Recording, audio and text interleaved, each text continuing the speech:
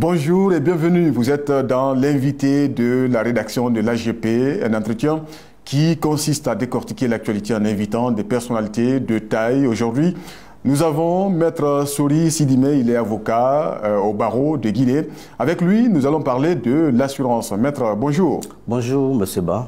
Merci de votre présence. C'est moi qui vous remercie de m'avoir invité à participer à cette émission. D'accord. Maître Sori Sidimé, comme je l'ai dit tout à l'heure, est avocat au barreau de Guinée, précédemment chargé de la gestion des sinistres et du contentieux à Sounou Assurance Guinée, conseiller juridique à l'agence de promotion des investissements privés, en abrégé APIP. Tout d'abord, c'est quoi une assurance? Merci beaucoup, Monsieur Ba, de m'avoir donné la parole. Ouais. Bon, je voudrais juste préciser que j'ai été, je ne le suis plus, conseiller juridique à l'agence de promotion des investissements privés. D'accord. Actuellement, je suis à temps plein avocat au barreau de Guinée, soit dit en passant. L'assurance, c'est une opération qui permet à une personne appelée assurée donc de bénéficier d'une prestation de la part de l'assureur, qui est le plus souvent une personne morale de droit privé, lorsque l'événement pour lequel l'assuré s'est engagé dans le contrat d'assurance se réalise. Donc, terre à terre, pour être plus simple, c'est que vous avez une situation contractuelle qui met deux parties en présence, notamment une compagnie d'assurance et une personne qu'on appelle un assuré. L'assuré vient exprimer ses besoins de couverture en assurance. Et là, cette assurance va couvrir quoi? Ce sont des risques. Ce qui veut dire qu'au moment où vous venez pour vous assurer, vous êtes entouré potentiellement de risques, mais qui ne se sont pas encore réalisés. Ces risques peuvent être la maladie, ça peut être l'accident, ça peut être le vol, ça peut être un détournement, etc. Donc, vous avez cette crainte, vous allez vers une compagnie d'assurance pour dire, bon voilà, j'aimerais bien m'assurer. De sorte que si un jour, l'un de ces événements venait à se réaliser, que je puisse bénéficier d'une prestation de votre part. Donc, l'assureur va donc vous donner une fiche à remplir, un formulaire, il va même dire un questionnaire, pour pouvoir identifier le risque, localiser le risque et l'évaluer. Vous voyez, et à partir de cet instant, l'assureur va vous proposer une contrepartie financière que nous appelons la prime, ou parfois la cotisation si on est avec une société mutuelle d'assurance. Et donc, de sorte que, vous voyez qu'à cet instant, si vous tombez d'accord, vous, en tant qu'assuré, vous payez une prime, ou vous pouvez être ce qu'on appelle un souscripteur aussi. Ça veut dire que vous pouvez venir signer le contrat d'assurance sans être nécessairement l'assuré. Et donc, si l'assurance est souscrite, dans ce cas, c'est signé, vous avez la prime que vous devez payer, comme l'indique la loi, au comptant, sur le champ, pour que l'assureur soit engagé. Et lui, à l'instant, vous n'avez pas tout de suite une prestation, mais vous avez une promesse donc, de couverture. De sorte que quand le risque pour lequel vous vous êtes assuré se réalise, donc lui, il va maintenant mettre en œuvre sa garantie. Autrement dit, prendre en charge le sinistre dans les conditions définies par le contrat et la loi. Quelle est la forme d'une assurance? Bon, la forme juridique que doit prendre une assurance, c'est une forme écrite. Je vais dire, la police d'assurance est toujours constatée par un écrit.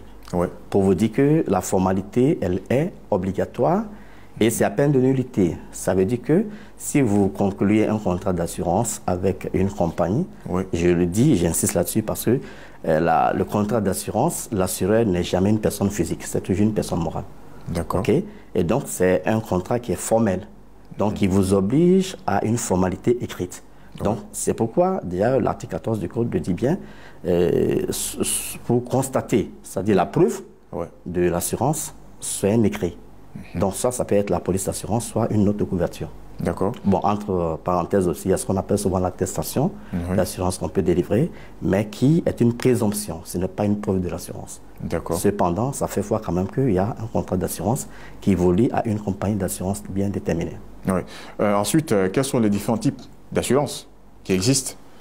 Bon, si on veut parler des types d'assurance, il y a d'abord, on peut parler de branches d'abord. Il y a deux branches principalement, la branche vie et puis la branche non-vie. Ouais. Okay, c'est donc la branche vie, la branche vie, généralement, ce sont les assurances de personnes. Oui. Donc, les événements qui peuvent toucher la personne de l'assuré et donc qui peuvent mettre à l'épreuve sa vie ou sa santé. À côté, vous avez l'assurance non-vie, qu'on appelle encore la branche IARD, c'est-à-dire incendie, accident, risque divers. Donc, généralement, les produits qui découlent de cette branche, branche non-vie, c'est ce qu'on nous connaissons communément sous l'appellation, par exemple, d'assurance automobile, par exemple. L'assurance automobile. Vous pouvez prendre l'assurance multirisque professionnel. Vous avez l'assurance multirisque habitation, etc.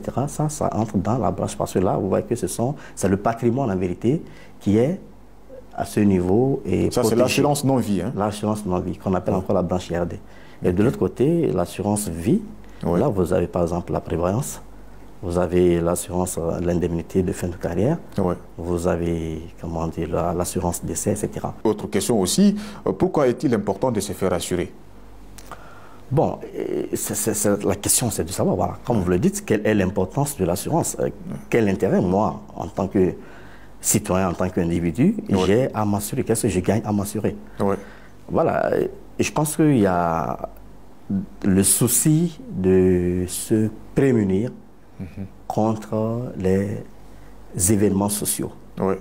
On ne peut pas les empêcher, mais au cas où ça survient, quels sont les garde-fous, quelles sont les garanties dont je m'entoure? À supposer par exemple que vous êtes un père de famille, vous avez beaucoup de bouches à nourrir, vous avez des responsabilités de gauche à droite, et vous êtes peut-être celui qui porte toute la famille. Malencontreusement pour vous, vous êtes en circulation, un incident survient, vous vous retrouvez amputé, vous ne pouvez plus travailler, vous devenez inactif. Mais si vous devenez inactif, ça veut dire que vous ne pouvez plus travailler. Et si vous ne pouvez plus travailler, vous ne pouvez plus avoir de revenus.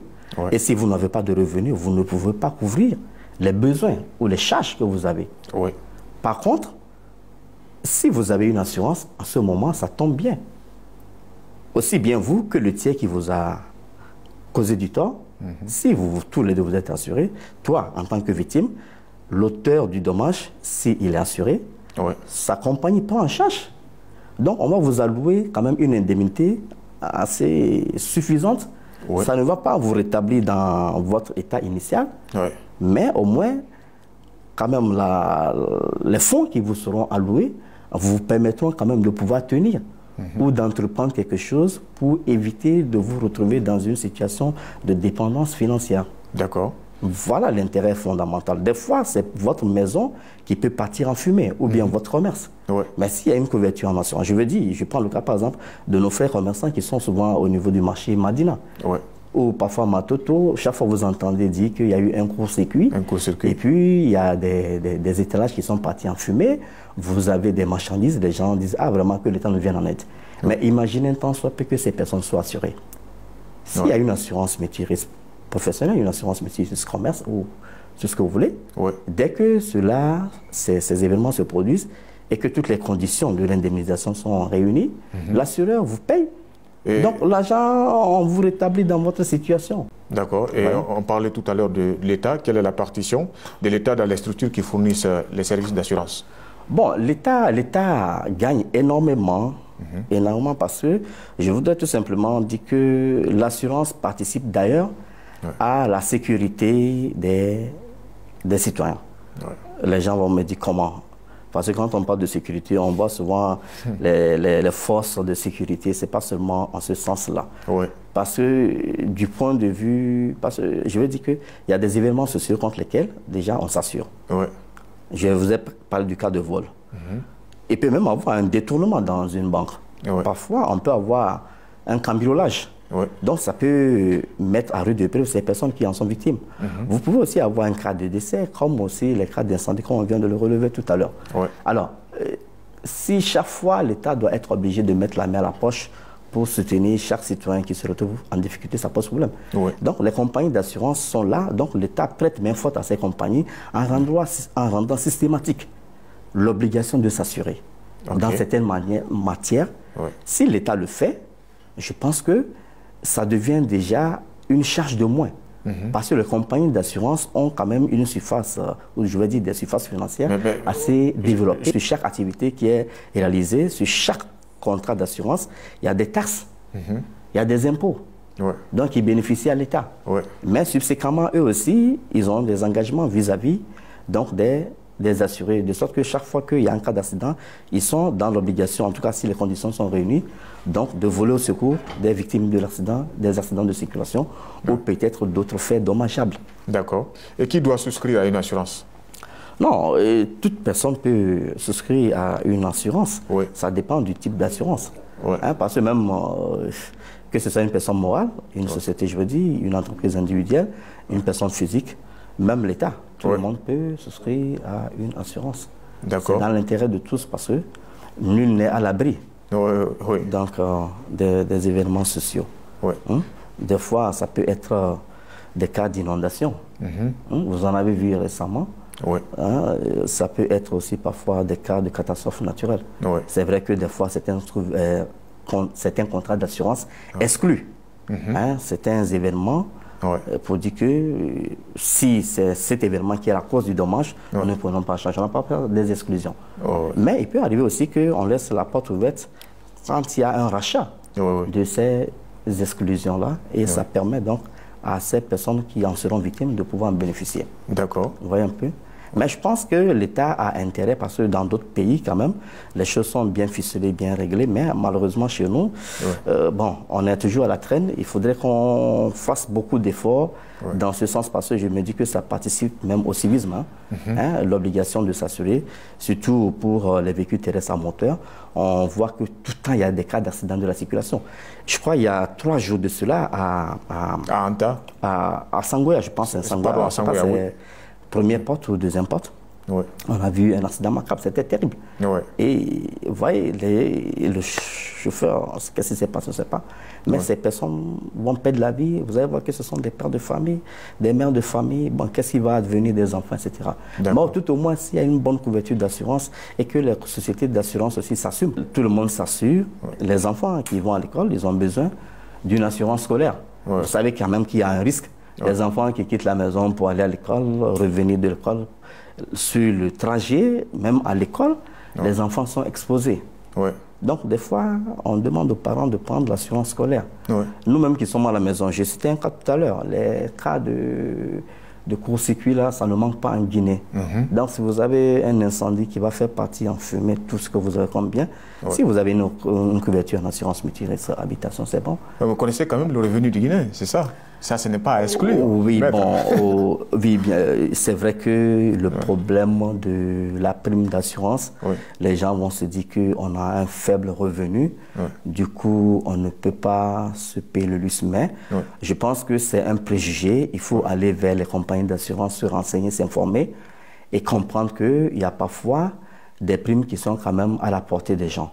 Cependant, je pense que de l'initiative de l'Association professionnelle des assureurs de Guinée, c'est vrai, actuellement je ne suis plus assureur, mais je passe sous leur contrôle, et je pense quand même qu'il y a des initiatives qui sont en vue à l'effet de mettre en place ce qu'on pourrait appeler des micro-assurances. Micro-assurances pour permettre à toutes les bourses de pouvoir s'assurer. Dernière question, on a effleuré tout à l'heure l'aspect. Pourquoi il y a autant de réticence chez la population à souscrire à une assurance? Bon, il y a plusieurs facteurs qui expliquent. Bon, il y a une pesanteur, je veux dire, sociologique d'abord. Sociologique, oui. Parce que déjà, le fait qu'il y a la solidarité africaine, on se dit souvent, bon, quand quelque chose arrive, j'ai la famille, j'ai le voisinage, etc., qui vont me soutenir. Il y a aussi le fait aussi que, du point de vue de la religion, beaucoup estiment que l'assurance conventionnelle actuellement ne correspond pas ou ne répond pas à leur foi religieuse. Je veux parler par exemple, excusez-moi, de certaines confessions religieuses, sans les nommer expressément. Et l'autre élément aussi qui est là, c'est que la plupart, en tout cas certaines compagnies d'assurance aussi, ne font pas bonne figure. Ça veut dire que les gens font des accidents. Je vais citer le cas des accidents parce que c'est ce qui est réputé. Et au moment, pour indemniser, ça prend beaucoup de temps. Et il y en a parfois même qui n'indemnisent même pas. Donc, mais je sais que si un effort est fait dans ce sens, ça pourra galvaniser les gens. Ouais. Mais au-delà de tout, il y a aussi le problème, un déficit de connaissance de l'assurance, des produits d'assurance. Donc, ce qui m'amène à demander aussi, par endroit, aux compagnies d'assurance de procéder à plus de sensibilisation, à plus d'informations, et que chaque partie fasse un effort. En tout cas, on voit au moins des spots publicitaires par rapport à ça. Non, c'est ce que je dis. Ouais. Et je dis encore que l'association professionnelle des assureurs a intérêt vraiment à communiquer en ce sens-là. Ouais. Mais de l'autre côté aussi, je pense que l'État aussi doit beaucoup intervenir. Et je le dis, c'est ce que je voulais dire à un moment donné, que autant obliger les gens à s'assurer, parce qu'il y va de leur intérêt, mais ça aide aussi l'État à avoir une manne financière, mais obliger aussi les compagnies d'assurance à s'assumer lorsque les conditions sont réunies pour que les victimes reçoivent les indemnités. Donc ça veut dire que chacun devra jouer en vérité sa partition. Pour que ça aille mieux, ça se passe bien ailleurs. Donc je ne vois pas pourquoi est-ce que ça ne peut pas marcher ici, si on se met dans les dispositions de le faire. Maître Sidibé, merci. Je vous en prie. Merci d'avoir accepté notre invitation. On sait que ce n'est pas facile. Je vous en prie, je vous en prie. Merci à nos internautes. Merci également à l'équipe technique qui est vraiment disponible pour le bon fonctionnement de cette émission. Et merci à nos amis de la RTG. N'oubliez pas de consulter notre site web, le www.agpguinée.com. AGP au cœur de l'information.